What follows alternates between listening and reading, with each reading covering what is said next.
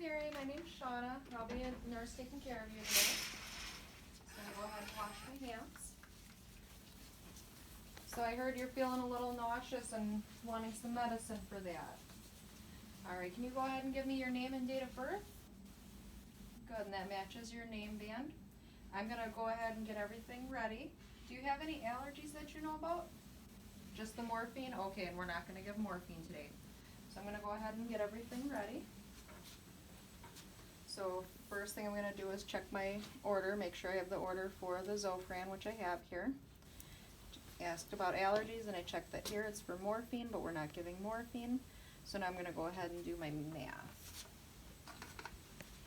So the order is for 4 milligrams IV push, and I have Zofran 5 milligrams and 2 mLs.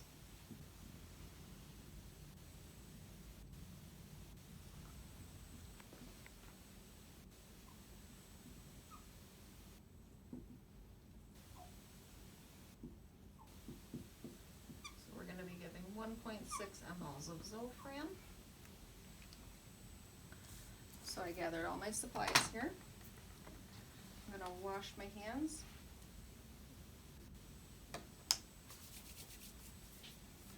And I'm gonna go ahead and just check this over, Zofran, and it's not expired. Now I'm gonna get my dose. And hopefully not squirt it out everywhere.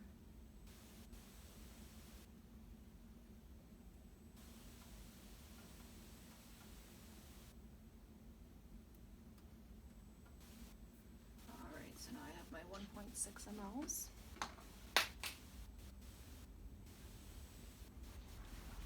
And I'm gonna go ahead and cap that. Wash my hands.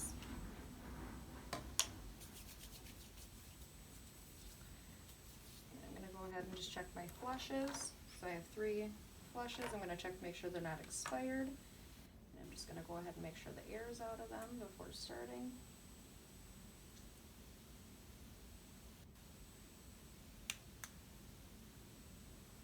There we go. Complete mess here.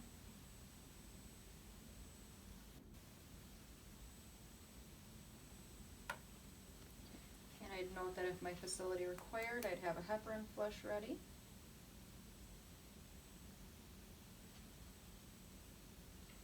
Alright, so those are all ready. And alcohol swabs. Alright, Mary, I have everything ready here for you.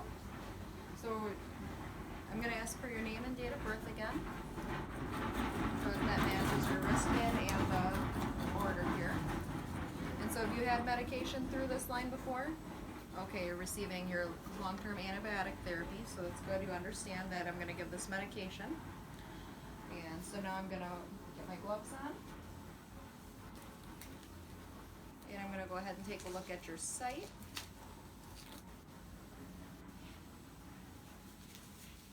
So I'm just going to check for any redness or edema that might indicate infiltration. And that looks good. And if there were caps on there, I would be able to take the sterile cap off and change that for my facility policy. Alright, so now I'm going to do my medication check here, Mary. So I have Mary Smith, date of birth 5/18/63. She's getting Zofran 4 milligrams IV push every 4 hours, PRN for nausea, and she has not had it in the last 4 hours. And she's getting 1.6 mLs, and it's not expired. So I have Mary Smith, date of birth 5/18/63. She's receiving 4 milligrams IV push now, and she can have it every 4 hours for nausea, and she has not had it in the last 4 hours. And it's not expired, and she's getting 1.6 mLs.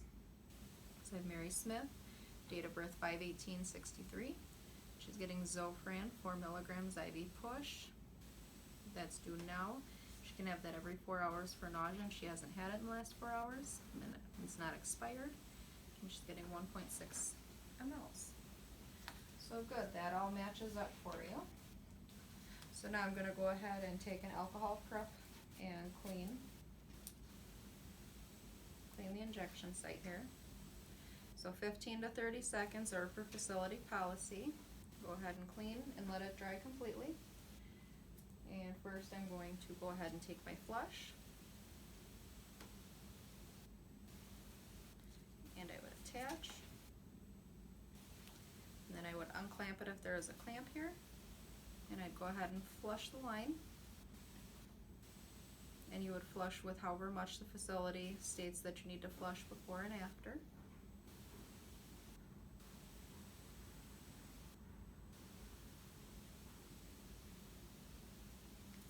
And then I'd clamp it. Down with that. And then I'd go ahead and clean again. 15 to 30 seconds. And allow it to dry completely.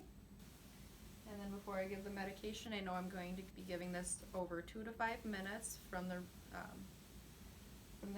IV handbook that I looked this up in. So I'm going to go ahead and attach this. I'm going to unclamp it, and I'm going to administer this over 2 to 5 minutes. And I'm also going to be watching my patient for any adverse reactions. And then I'd clamp my line again. And I'd go ahead and clean my site again in 15 to 30 seconds and allow it to dry completely. And then I'd go ahead and do my flush after, and I've already checked these to make sure they're not expired and no air bubbles.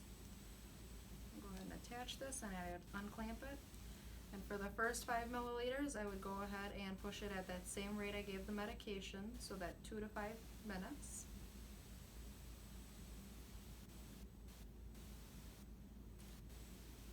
And then for the second 5 mLs, I'm going to go ahead and do a pulse technique. So I push a little in and let it go. And continue that for the rest of the flush.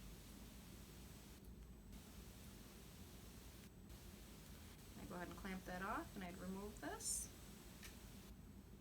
And then I check to see how Mary's feeling, if it's helping at all. I'd make sure she is comfortable in a safe position as her call light.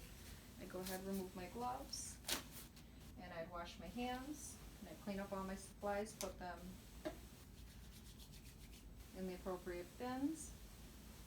I would go ahead and wash my hands on my way out the door, and I'd document the date and the time that I gave the medication, if she had any reactions, how that IV site had looked. And I would also note that if this was maybe a small child and they didn't want to hold still for their medicine, to maybe have something to distract them there, or a parent to talk to them while I was giving the medication.